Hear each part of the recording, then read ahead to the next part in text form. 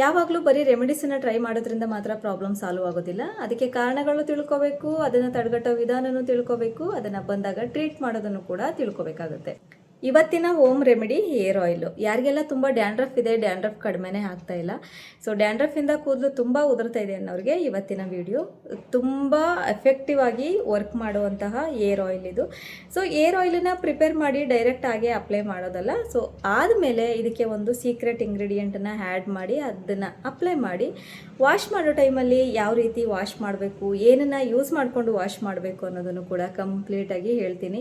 So ಇದನ್ನು ನೀವು follow ಮಾಡಿದರೆ ನಿಮಗೆ ವಿತಿನ್ 20 ಡೇಸಲ್ಲಿ ನಿಮಗೆ ರಿಸಲ್ಟ್ ಗೊತ್ತಾಗುತ್ತೆ. ಡ್ಯಾಂಡ್ರಫ್ ಕಂಪ್ಲೀಟಾಗಿ ಕಡಿಮೆ ಆಗುತ್ತೆ. ಸೊ ವಿಡಿಯೋನ ಎಲ್ಲೂ ಸ್ಕಿಪ್ ಮಾಡದೆ ಕೊನೆವರೆಗೂ ನೋಡಿ. ಯಾಕೆ ಅಂತಂದರೆ ಏರ್ ಆಯಿಲ್ ಜೊತೆಗೆ ಕೆಲವೊಂದು ಟಿಪ್ಸನ್ನು ಕೂಡ ಶೇರ್ ಮಾಡಿದ್ದೀನಿ. ಹಾಗೆ ಡ್ಯಾಂಡ್ರಫ್ ಬರೋದಕ್ಕೆ ಕಾರಣಗಳೇನು, ಡ್ಯಾಂಡ್ರಫ್ ಬಂದಾಗ ಅದನ್ನು ಟ್ರೀಟ್ ಮಾಡೋದು ಹೇಗೆ, ಡ್ಯಾಂಡ್ರಫ್ನ ತಡೆಗಟ್ಟೋದು ಹೇಗೆ ಅನ್ನೋದನ್ನು ಕೂಡ ಇವತ್ತಿನ ವಿಡಿಯೋದಲ್ಲಿ ಕಂಪ್ಲೀಟಾಗಿ ಡೀಟೇಲ್ ಆಗಿ ಎಕ್ಸ್ಪ್ಲೇನ್ ಮಾಡಿದ್ದೀನಿ. ಆಯಿಲನ್ನು ಪ್ರಿಪೇರ್ ಮಾಡೋದಕ್ಕೆ ಏನೇನೆಲ್ಲ ಇಂಗ್ರೀಡಿಯೆಂಟ್ಸ್ ಬೇಕು ಅನ್ನೋದನ್ನು ನೋಡೋಣ. ಹಾಗೆ ಯಾವ ರೀತಿ ಪ್ರಿಪೇರ್ ಮಾಡಬೇಕು, ಹಾಗೆ ಯಾವ ರೀತಿ ಯೂಸ್ ಮಾಡಬೇಕು ಅನ್ನೋದನ್ನು ಕೂಡ ಹೇಳ್ತೀನಿ.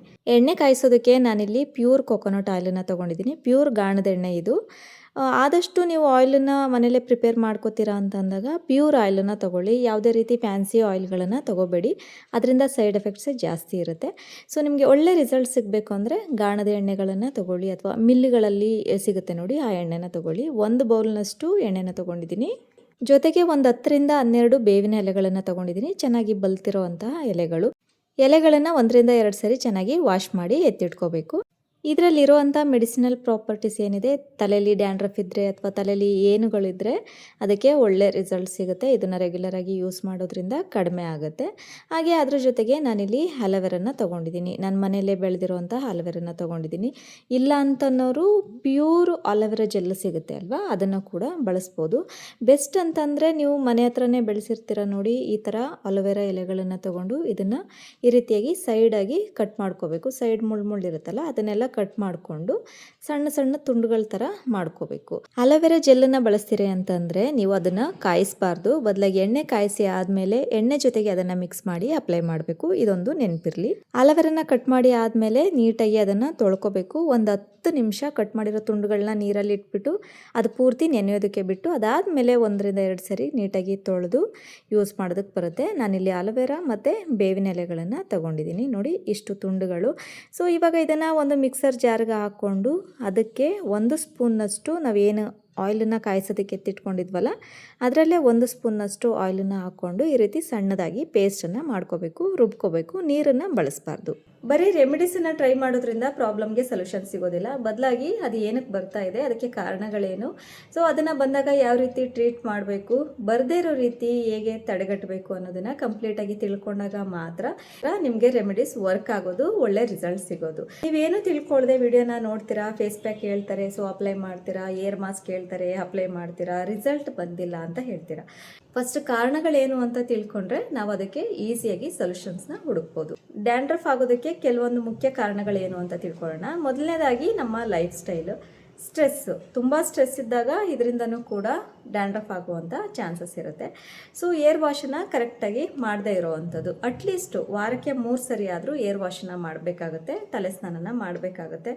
ಸೊ ಕೆಲವ್ರು ಏನು ಮಾಡ್ತಾರೆ, ರೆಗ್ಯುಲರಾಗಿ ಏರ್ ವಾಶನ್ನು ಮಾಡಿದ್ರೆ ಕೂದಲು ಉದುರುತ್ತೆ, ಕೂದಲು ಡ್ರೈ ಆಗುತ್ತೆ ಅಂತ ಹೇಳ್ತಾರೆ. ಕೂದಲು ಡ್ರೈ ಆಗುತ್ತೆ ನಿಜ. ಯಾವಾಗ ಅಂತಂದರೆ ನೀವು ಏರ್ ಆಯಿಲನ್ನು ಅಪ್ಲೈ ಮಾಡದೆ ಹಾಗೆ ಡ್ರೈ ಏರನ್ನೇ ಪದೇ ಪದೇ ವಾಶ್ ಮಾಡ್ತಾ ಇದ್ದಾಗ ಕೂದಲು ಇನ್ನೂ ಡ್ರೈ ಆಗುತ್ತೆ, ಸ್ಪ್ಲಿಟ್ ಎಂಡ್ಸ್ ಆಗುತ್ತೆ, ಕೂದಲು ತುಂಡಾಗುತ್ತೆ, ಏರ್ ಫಾಲ್ ಆಗುತ್ತೆ, ಈ ರೀತಿ ಎಲ್ಲ ಆಗುತ್ತೆ. ನೀವೇನು ಮಾಡಬೇಕು, ಏರ್ ವಾಶನ್ನು ಮಾಡೋದಕ್ಕಿಂತ ಮುಂಚೆ ಕೂದಲಿಗೆ ಪೂರ್ತಿಯಾಗಿ ಎಣ್ಣೆನ ಅಪ್ಲೈ ಮಾಡಿ ಒಂದು ಅರ್ಧ ಗಂಟೆ 20ರಿಂದ 30 ನಿಮಿಷ ಟೈಮ್ ಇದ್ದರೆ 1 ಅವರ್ ಬಿಟ್ಟು ಅದಾದಮೇಲೆ ಮೈಲ್ಡ್ ಶಾಂಪೂನ ಯೂಸ್ ಮಾಡಿಕೊಂಡು ಉಗುರು ಬೆಚ್ಚಗಿರುವಂಥ ನೀರು, ತಣ್ಣೀರಾದರೆ ಇನ್ನೂ ಒಳ್ಳೆಯದು, ಆಗೋದಿಲ್ಲ ಅಂತ ಅನ್ನೋರು ಉಗುರು ಬೆಚ್ಚಗಿರುವಂಥ ನೀರಿಂದ ಏರ್ ವಾಶನ್ನು ಮಾಡ್ಬೋದು. ವಾರಕ್ಕೆ 3 ಸರಿ ಏರ್ ವಾಶನ್ನು ಮಾಡಲೇಬೇಕಾಗತ್ತೆ. ಕೆಲವರು ಕೂದಲಿಗೆ ಏರ್ ಜೆಲ್ಗಳನ್ನ ಅಪ್ಲೈ ಮಾಡ್ತಿರ್ತಾರೆ, ಏರ್ ಸ್ಪ್ರೇಗಳನ್ನ ಯೂಸ್ ಮಾಡ್ತಾ ಇರ್ತಾರೆ. ಸೊ ಇದರಿಂದನೂ ಕೂಡ ಡ್ಯಾಂಡ್ರಫ್ ಆಗುವಂಥ ಚಾನ್ಸಸ್ ಇರುತ್ತೆ. ಸೊ ಸ್ಟ್ರೆಸ್ಸನ್ನು ಮ್ಯಾನೇಜ್ ಮಾಡ್ಕೋಬೇಕು. ಹಾಗೆ ಕೂದಲಿಗೆ ಅಪ್ಲೈ ಮಾಡುವಂತಹ ಏರ್ ಜೆಲ್ಗಳಿರ್ಬೋದು, ಏರ್ ಸ್ಪ್ರೇಗಳೇನು ಯೂಸ್ ಮಾಡ್ತೀರಾ ಅದನ್ನೆಲ್ಲ ಅವಾಯ್ಡ್ ಮಾಡಬೇಕು. ಜಾಸ್ತಿ ಜಂಕ್ ಫುಡ್ಗಳು, ಶುಗರಿ ಫುಡ್ಗಳನ್ನ ತಿನ್ನೋದನ್ನು ಅವಾಯ್ಡ್ ಮಾಡಿ. ಇದರಿಂದನೂ ಕೂಡ ಡ್ಯಾಂಡ್ರಫ್ ಆಗುವಂಥ ಚಾನ್ಸಸ್ ಇರುತ್ತೆ. ಕೂದಲಿಗೆ ಎಣ್ಣೆನ ಅಪ್ಲೈ ಮಾಡಿ ಇಡೀ ದಿನ ಹಾಗೆ ಬಿಡೋವಂಥದ್ದು, ಆಯಿಲ್ ಅಪ್ಲೈ ಮಾಡಿ ಆದಮೇಲೆ ಆಚೆ ಹೋಗೋವಂಥದ್ದು ಇದನ್ನು ಮಾಡಿಬಿಡಿ. ನೀವು ಎಣ್ಣೆನ ಅಪ್ಲೈ ಮಾಡಿಕೊಂಡು ಆಚೆ ಹೋದಾಗ ಧೂಳು ಡಸ್ಟು ಎಲ್ಲ ನಮ್ಮ ತಲೆಗೆ ಸೇರಿಕೊಳ್ಳುತ್ತೆ. ಸೊ ನೀವು ಏರ್ ವಾಶ್ ಮಾಡ್ದೇ ಹಾಗೆ 1 ದಿನ 2 ದಿನ ಹಾಗೆ ಬಿಟ್ಟಾಗ ಇದನ್ನು ಕೂಡ ಡ್ಯಾಂಡ್ರಫ್ ಆಗುತ್ತೆ, ಸ್ಕ್ಯಾಲ್ಪ್ ಇನ್ಫೆಕ್ಷನ್ ಆಗುವಂಥ ಚಾನ್ಸಸ್ ಇರುತ್ತೆ. ಸೊ ನೀವು ಕೂದಲಿಗೆ ಎಣ್ಣೆನ ಅಪ್ಲೈ ಮಾಡಿದಾಗ 1 ಅವರ್ 2 ಅವರ್ ಬಿಟ್ಟು ಏರ್ ವಾಶನ್ನ ಮಾಡ್ಬೋದು. ಮನೇಲೇ ಇರ್ತೀನಿ ಅಂತಂದರೆ ಬೇಕು ಅಂದರೆ 1 ದಿನ ಪೂರ್ತಿ ಹಾಗೆ ಬಿಟ್ಟು ಏರ್ ವಾಶನ್ನ ಮಾಡ್ಬೋದು. ಆಯಿಲ್ ಅಪ್ಲೈ ಮಾಡಿ ಯಾವುದೇ ಕಾರಣಕ್ಕೂ ಆಚೆ ಓಡಾಡೋದಕ್ಕೆ ಹೋಗಬೇಡಿ. ನೀವು ಆಚೆ ಹೋಗ್ತೀನಿ ಅಂತಂದಾಗ ಏರ್ ವಾಶನ್ನ ಮಾಡಿಕೊಂಡು ಆಚೆ ಹೋಗಬೇಕಾಗುತ್ತೆ. ಇನ್ನು ರಾತ್ರಿ ಪೂರ್ತಿ ಆಯಿಲನ್ನು ಅಪ್ಲೈ ಮಾಡಿ ಹಾಗೆ ಮಲಗುವಂಥದ್ದು. ಸೊ ಇದು ರೊಟೀನಾಗಿ ಇದೇ ಕಂಟಿನ್ಯೂ ಆದರೆ ಇದರಿಂದನೂ ಕೂಡ ಡ್ಯಾಂಡ್ರಫ್ ಜಾಸ್ತಿ ಆಗುವಂಥದ್ದು. ಯಾಕಂದರೆ ಕೂದಲಿಗೆ ಎಣ್ಣೆನ ಅಪ್ಲೈ ಮಾಡಿರ್ತೀರಾ, ನೀವು ಅದೇ ದಿಂಬು ಮೇಲೆ ಮಲಗ್ತೀರಾ. ನಮ್ಮ ತಲೆಯಲ್ಲಿರುವಂತಹ ಡೆಡ್ ಸೆಲ್ಸು, ಡ್ಯಾಂಡ್ರಫ್, ಆಯಿಲ್ ಅದೆಲ್ಲ ಏನಿರುತ್ತೆ ಪಿಲ್ಲೋ ಕವರ್ಗೆ, ಬೆಡ್ಶೀಟ್ಗೆಲ್ಲ ಸ್ಪ್ರೆಡ್ ಆಗುತ್ತೆ. ನೆಕ್ಸ್ಟ್ ಡೇ ನೀವು ಮತ್ತೆ ಅದೇ ಜಾಗದಲ್ಲಿ ಮಲಗ್ತೀರಾ. ಮತ್ತು ರಿಪೀಟಾಗಿ ನೀವು ಇದನ್ನೇ ರೆಗ್ಯುಲರಾಗಿ ಮಾಡ್ತಾ ಇದ್ದರೆ ಸೊ ಇದರಿಂದನೂ ಕೂಡ ಡ್ಯಾಂಡ್ರಫ್ ಜಾಸ್ತಿ ಆಗುತ್ತೆ. ಅದಷ್ಟೇ ಅಲ್ಲದೆ ಚರ್ಮದಲ್ಲಿ ಪಿಂಪಲ್ಸ್ ಆಗುವಂಥದ್ದು, ಸ್ಕಿನ್ನಲ್ಲಿ ಅಲರ್ಜಿ ಆಗುವಂಥದ್ದು ಈ ರೀತಿ ಎಲ್ಲ ಆಗುತ್ತೆ. ಸೊ ಆದಷ್ಟು ರಾತ್ರಿ ಟೈಮ್ ಕೂದಲಿಗೆ ಎಣ್ಣೆನ ಅಪ್ಲೈ ಮಾಡಿ ಮಲಗೋದನ್ನು ಅವಾಯ್ಡ್ ಮಾಡಿ. ವಾರಕ್ಕೆ 1 ಸರಿ ಆದರೂ ಬೆಡ್ಶೀಟ್ ಮತ್ತು ಪಿಲ್ಲೋ ಕವರ್ಗಳನ್ನ ಚೇಂಜ್ ಮಾಡಬೇಕಾಗುತ್ತೆ. ಸೊ ಫಸ್ಟು ನಾವು ಇದನ್ನೆಲ್ಲ ಮ್ಯಾನೇಜ್ ಮಾಡ್ಕೋಬೇಕು. ಕರೆಕ್ಟಾಗಿ ಮೇಂಟೈನ್ ಮಾಡಿದ್ರೆ ಆದಷ್ಟು ಡ್ಯಾಂಡ್ರಫನ್ನು ಕಡಿಮೆ ಮಾಡ್ಬೋದು.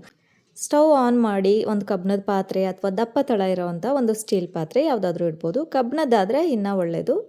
ಹಾಗೆ ಇದಕ್ಕೆ ನಾವು ಮೊದಲೇ ಏನು ಎತ್ತಿಟ್ಕೊಂಡಿದ್ವಿ 1 ಬೌಲ್ನಷ್ಟು ಕೊಬ್ಬರಿ ಎಣ್ಣೆನ ಹಾಕ್ಕೋಬೇಕು.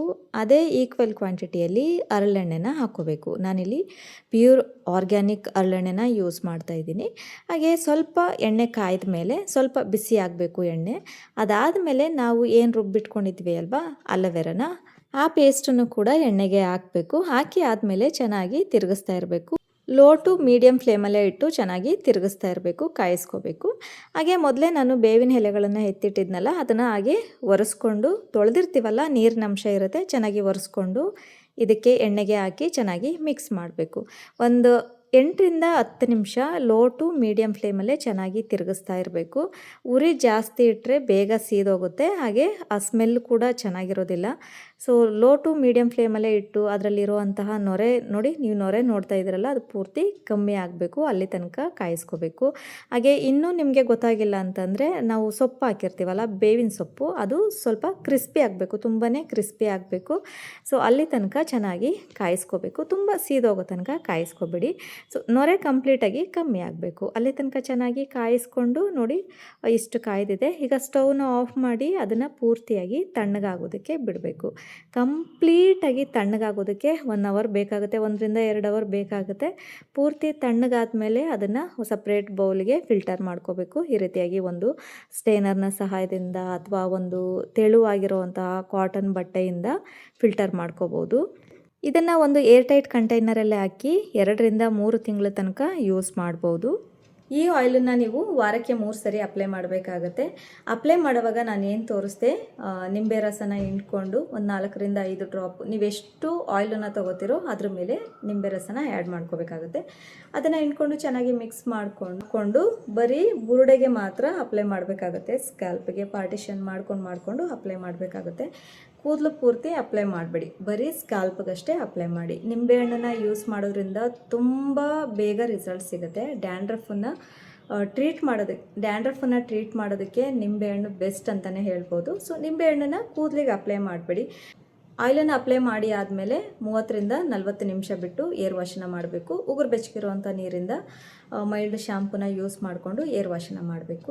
ಏರ್ ವಾಶ್ ಆದಮೇಲೆ ಕೊನೆಯದಾಗಿ ನೀವು ನೀಮ್ ವಾಟರಿಂದ ಮತ್ತೊಂದು ಸರಿ ಏರನ್ನು ವಾಶ್ ಮಾಡ್ಕೋಬೇಕಾಗುತ್ತೆ. ಹೇಗೆ ಅಂತಂದರೆ 1 ಲೀಟರ್ ನೀರಿಗೆ ಸ್ವಲ್ಪ ಬೇವಿನ ಸೊಪ್ಪನ್ನ ಹಾಕಿ ಚೆನ್ನಾಗಿ ಕುದಿಸ್ಕೋಬೇಕು. ಕುದಿಸಿ ಆದಮೇಲೆ ಆ ನೀರು ತಣ್ಣಗಾದ ನಂತರ ಏರ್ ವಾಶ್ ಮಾಡಿರ್ತೀರಲ್ವ, ಅದಾದಮೇಲೆ ಏನು ಅಂತಂದರೆ ನೀಮ್ ವಾಟರಿಂದ ಮತ್ತೊಂದು ಸರಿ ಏರ್ ವಾಶನ್ನು ಮಾಡ್ಕೋಬೇಕು. ಜಸ್ಟ್ ಹಾಗೆ ಆ ನೀರನ್ನು ಕೂದಲಿಗೆ ಹಾಕ್ಕೊಳ್ಳೋವಂಥದ್ದು, ತಲೆಗೆ ಹಾಕ್ಕೊಳ್ಳೋವಂಥದ್ದು.